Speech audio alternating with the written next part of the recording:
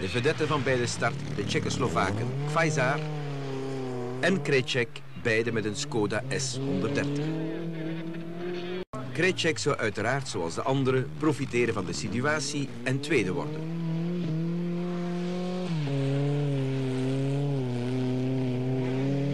Kvaizar iets minder ervaren dan zijn landgenoot Krejcek, maar toch vijfde.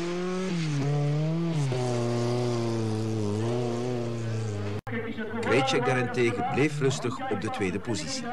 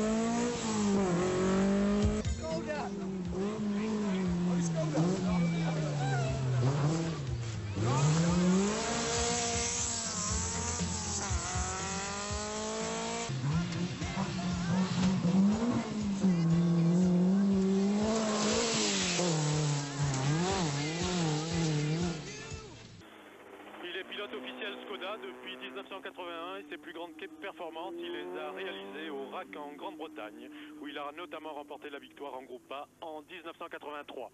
Voilà, c'est parti pour la Skoda de Krejcek. Oui, Krejcek sans doute, mais c'est pas sec du tout par terre et la Skoda, évidemment, n'a pas l'air dans ces conditions d'être des plus rapides, mais nous allons le suivre avec sympathie, ce pilote et cette équipe d'Europe de l'Est qui est la seule pratiquement à oser se mesurer aux grandes équipes occidentales dans les rallyes internationaux. Oui, on les voit régulièrement dans les rallyes du championnat du monde. Ils disposent encore de petits moteurs, mais je pense qu'ils tiennent à être présents. Peut-être qu'ils ont des projets dans le futur et qu'ils veulent disposer au moment opportun peut-être de pilotes ayant une bonne expérience. Oui, alors disons que les ambitions de Skoda et de ses pilotes se limitent à une victoire de classe dans les voitures de jusqu'à 1300 cm3 de petite cylindrée, mais que en tout état de cause, il est évident que ce sont des voitures qui peuvent bénéficier des enseignements de la compétition pour s'améliorer au niveau de la série et qu'il faut féliciter la marque Skoda de cet effort, même si leurs voitures ne peuvent prétendre se mesurer à armes égales avec les Lancia ou autres Audi. Eh bien, il faut quand même remarquer que même ne disposant que d'un petit moteur, la Skoda a fait quand même un temps intermédiaire plus rapide que Erwin Weber sur une Golf GTI 16S. Oui. C'est quand même remarquable. Ah oui. Effectivement, oui, Christian. Si je peux ajouter quelque chose, oui. Je crois savoir que l'équipe Skoda, qui dispose d'une seconde voiture ici et qui vient de partir, c'est oui. La voiture de John Ogland. Oui. L'équipe Skoda a l'intention de participer au championnat du monde cette année de façon très assidue. Alors voilà, Ogland est parti pour compléter la course des Skoda et celle de Krejcek. Ogland est un Norvégien et il a la particularité d'être le concessionnaire de Skoda en Norvège. Alors je ne sais pas s'il fera mieux que Krejcek. Joli pilotage en tout cas, n'est-ce pas Jean-Claude, de la part de Ogland, norvégien. Alors il faut peut-être profiter de la montée de ces voitures pour expliquer un petit peu aux non-initiés quelle est la spécificité de la technique de conduite sur la neige.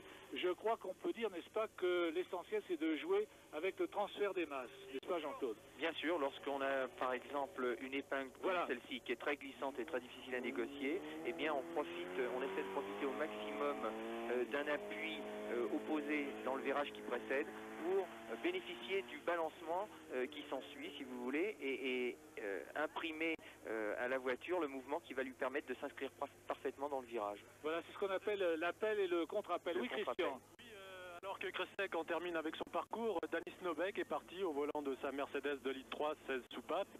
Nobek que vous connaissez bien puisqu'il fait beaucoup plus de circuits que de rallye. Ce n'est pas un spécialiste de rallye. Et on va voir ce qu'il va réaliser ici au rallye Monte-Carlo. Ah ben, il est évident qu'il n'a pas beaucoup de chances de réaliser une grande performance aujourd'hui puisqu'il conduit la même voiture que Darniche et que nous avons vu tout à l'heure les difficultés auxquelles Bernard s'est heurté avec cette voiture au cours de sa montée. Ce qu'il faut ajouter peut-être c'est que Danis Nobek est le préparateur de cette voiture, n'est-ce pas Jean-Claude? C'est ça, oui, des voitures qui sont préparées à Manicourt. Et puis Danis Nobek était bien que ce soit un pistard actuellement, c'est un garçon qui a commencé sa carrière dans les rallyes, qui a une bonne expérience des rallyes, qui aime les rallyes et qui ne manque pas de participer chaque année à plusieurs épreuves.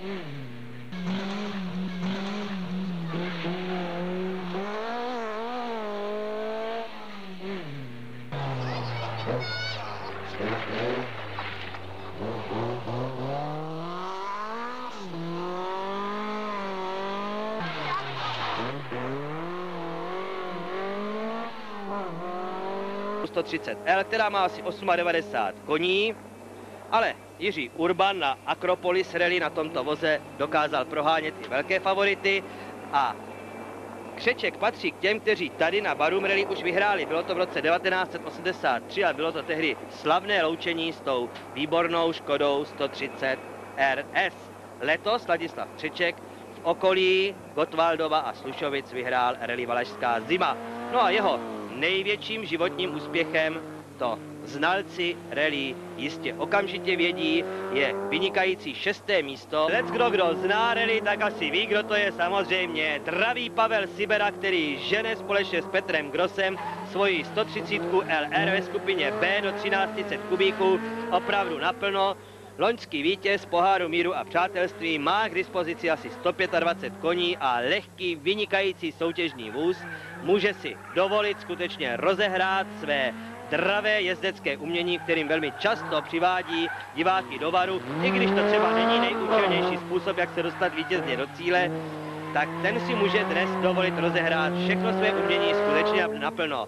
V té letošní konkurenci Barunky od něj nikdo vítězství očekávat nemůže, takže si může skutečně zazávodit.